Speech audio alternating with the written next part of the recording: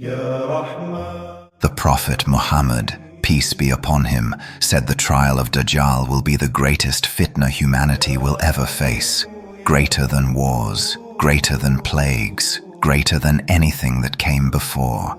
And he warned us to seek protection from it in every prayer, every single prayer. Think about that. What could be so dangerous that the Prophet commanded us to ask Allah for protection from it 5 times a day, every day for the rest of our lives? Today, we live in a world where technology knows you better than you know yourself, where truth and lies blend until you cannot tell them apart, where entire populations can be controlled with a screen, where people worship comfort, pleasure, and power more than they worship God. And the question every Muslim is asking right now is the same question. Are we living in the time of Dajjal's arrival? Are these the signs the Prophet warned us about 14 centuries ago? We took every authentic Hadith about Dajjal, every description, every warning, every timeline, and we asked artificial intelligence to cross-reference them with the state of the world today. What we found was not conspiracy. It was not speculation. It was a pattern so clear, so undeniable, that even a machine recognized it. 10 major signs, 10 warnings the Prophet gave, and 10 realities we are witnessing right now. Before we begin, understand this. The purpose of knowing these signs is not to panic. It is not to live in fear. The Prophet told us about them so we would recognize the time we are in, so we would prepare spiritually, and so we would never be deceived. If you are watching this, you have been given knowledge that billions of people do not have. Use it wisely. The first sign, the Hadith is clear. The Prophet said, before the Dajjal comes, there will be years of deception in which the truthful person is not believed and the liar is believed. The trustworthy person is doubted and the traitor is trusted. Think about the world today. Journalists lie, politicians deceive, experts contradict themselves. Social media spreads rumors faster than truth. Deepfake technology can put your face on someone else's body, your voice saying words you never spoke. AI can generate entire news articles, videos, images that never happened. We have reached a point where people no longer know what is real. The Prophet warned that in the time before Dajjal, people will trust liars and doubt the honest. And that is exactly what we see. Those who speak truth are called conspiracy theorists. Those who question are called extremists. And those who lie with confidence are called leaders. This is not politics. This is prophecy. The second sign, the spread of false knowledge and the disappearance of true knowledge. The Prophet said, the hour will not come until knowledge is taken away. Ignorance prevails, and people appoint the most ignorant among them as leaders. AI analyzed global literacy trends. Yes, more people can read than ever before. But what are they reading? Misinformation, entertainment, distraction. The scholars of Islam, those who spent their lives studying the Quran and Hadith, are ignored. Meanwhile, influencers with no knowledge give fatwas on TikTok. People ask Google for religious rulings instead of asking scholars. And the leaders of nations, many of them, know nothing of history, nothing of morality, nothing of truth. They are chosen not for wisdom, but for appearance, not for knowledge, but for popularity. This is not an insult. This is observation. The Prophet said knowledge will be lifted, not that books will burn, but that those who carry knowledge will die, and those who replace them will have none. And when the ignorant lead, chaos follows. The third sign, time will pass quickly. The Prophet said, the hour will not come until time passes so quickly that a year feels like a month like a week like a day. Ask anyone over the age of 30, they will tell you the same thing. Time feels faster now. Days disappear, years vanish. We asked AI to analyze this phenomenon. Psychologists call it time compression. It happens when life becomes repetitive, when every day looks the same, when screens replace experiences. You wake up, check your phone, work, scroll, sleep, repeat. No memorable moments, no variety, and the brain compresses it all into nothing. But there is something deeper here. The prophet was not just describing a feeling, he was describing a reality.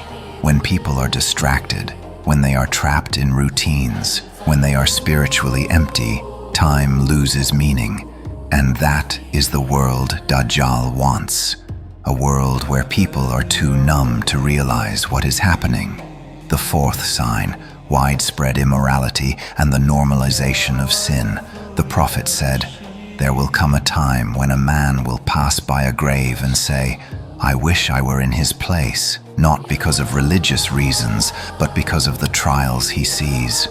Another hadith says, "Adultery will become widespread, alcohol will be common, modesty will disappear. Look around. What was hidden 50 years ago is now celebrated. What was shameful is now called freedom." Entire industries profit from destroying modesty, from promoting desires over discipline, from making people slaves to their impulses. And anyone who says this is wrong is called backward. AI scanned social trends. The data is clear. Rates of depression, anxiety, and suicide have skyrocketed in the same decades that traditional morality collapsed. The more people chase pleasure, the more miserable they become. Because the prophet was right. Sin does not liberate, it enslaves. And when a society normalizes sin, it creates a population too weak to resist Dajjal when he comes. The fifth sign, wealth inequality and the worship of materialism. The prophet said, "Before the Dajjal, wealth will be concentrated among the few, and people will compete in building tall structures." Look at the world. The richest 1% own more wealth than the bottom 90% combined. Cities like Dubai, New York, Shanghai compete to build the tallest tower, the most expensive hotel, the most luxurious display of excess. Meanwhile, billions live in poverty, and those who have nothing, they worship those who have everything. Celebrities, billionaires, influencers. People spend their lives chasing money, status, and possessions, thinking these things will bring happiness. But the prophet warned us. He said the worst poverty is not lack of wealth. It is poverty of the heart. Dajjal will come with wealth. He will come with power. He will promise comfort, luxury, pleasure. And those who spent their lives worshipping these things will follow him without hesitation, because they already worshipped what he represents. The sixth sign, increase in earthquakes and natural disasters. The prophet said, "The hour will not come until earthquakes increase." AI analyzed seismic data from the past century. The number of recorded earthquakes has risen dramatically. Some scientists say this is because we have better detection tools now. But the prophet did not say earthquakes will be detected more. He said they will increase, and the data shows they have. Magnitude 6 and above earthquakes are more frequent now than 50 years ago. Tsunamis, floods, wildfires, hurricanes stronger than ever recorded. The earth itself is shaking, and the Quran says, "When the earth is shaken with its final earthquake and brings out its burdens, and man says, 'What is wrong with it?' This is not climate change alone. This is a sign that the world is reaching its end, and those who live as if they have forever are in the deepest deception. The seventh sign, the appearance of false prophets and claimants of divinity. The prophet said, "Before the hour, there will be nearly 30 false prophets, each claiming to be a messenger of God." We have already seen many. Mirza Ghulam Ahmad, who founded the Ahmadiyya movement, claimed prophethood. In recent decades, individuals in Iran, Nigeria, India, and even the West have declared themselves the Mahdi, the Messiah, or a new prophet. Oh, I tracked these claimants. The number is increasing. Social media has made it easier than ever for someone with charisma and followers to claim divine authority, and people, desperate for guidance, follow them. But the greatest false prophet has not yet come. The prophet said Dajjal will be the ultimate deceiver. He will not come as an obvious villain. He will come as a savior. He will offer solutions. He will perform miracles. And those who do not know their religion will believe him. The eighth sign, the conquest and trials of the Muslim lands. The prophet said, "You will fight the Jews, and you will fight them until a stone or a tree will say, 'O Muslim, O servant of Allah, there is a Jew behind me, come and kill him,' except for the Gharqad tree, for it is the tree of the Jews." This hadith is about the final battle before the end of times, but it also points to a period of conflict in the Muslim world. Look at the Middle East today: Palestine under siege, Syria destroyed, Iraq torn apart, Yemen starving, Afghanistan in chaos.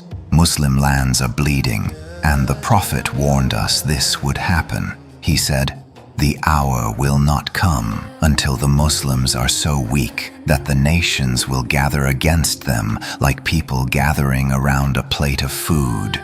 We are living in that time. The Ummah is divided, and the enemies are united. The ninth sign, the drying of the Euphrates River. This is one of the most specific signs. The Prophet said, "The hour will not come until the Euphrates uncovers a mountain of gold for which people will fight. 99 out of every 100 will be killed, and each one of them will say, 'Perhaps I will be the one to survive.'" AI analyzed water levels in the Euphrates. The data is shocking. The river is at its lowest level in recorded history. Dams, drought, and climate change have reduced its flow by more than 70%. Scientists predict that within a few decades, parts of it may dry up completely. And if a mountain of gold is revealed, the prophet's prophecy will be fulfilled exactly as he said. Greed will drive people to kill each other over it. And this will be one of the final signs before the appearance of Dajjal himself. The 10th sign, the spread of a global system of control. The Prophet did not describe the internet. He did not describe AI. He did not describe facial recognition, digital currencies, or surveillance states, but he described their effects. He said Dajjal will control food, water, and resources. He will have the power to bring rain or withhold it. He will command the earth to produce crops or cause famine. For centuries, scholars wondered how one man could have such power. But now we understand. It is not magic. It is technology. It is systems. Imagine a world where your ability to buy or sell depends on your digital identity, where your bank account can be frozen with a click, where cameras track your every movement, where AI predicts your behavior, where governments control food supply, energy, water. That world is not coming. It is already here. The Prophet said Dajjal's followers will be marked. He will write the word kafir, disbeliever, on the forehead of every believer, and they will be able to read it. Some scholars say this is literal. Others say it is symbolic. But think about this. What if it is not a physical mark, but a digital one? What if it is your social credit score, your online profile, your biometric data? What if the system itself identifies who believes and who does not? And those who refuse to follow are cut off from society. We are not saying Dajjal is here. The Prophet made it clear. He will come physically. He will be a man. He will have one eye. He will perform miracles. He will deceive billions. And he has not appeared yet. But the infrastructure of his system, the world he will inherit, is being built right now. So what do we do? The Prophet gave us the answer. He said, whoever memorizes the first 10 verses of Surah Al-Kahf will be protected from Dajjal. He said, seek refuge in Allah from the trial of the Dajjal in every prayer. He said, The believer who is weak and isolated will be safer from his fitna than the one in the city. He told us to run to the mountains if we hear of his coming. He told us to hold fast to our religion, even when it feels like holding burning coal. This is not the time to be careless.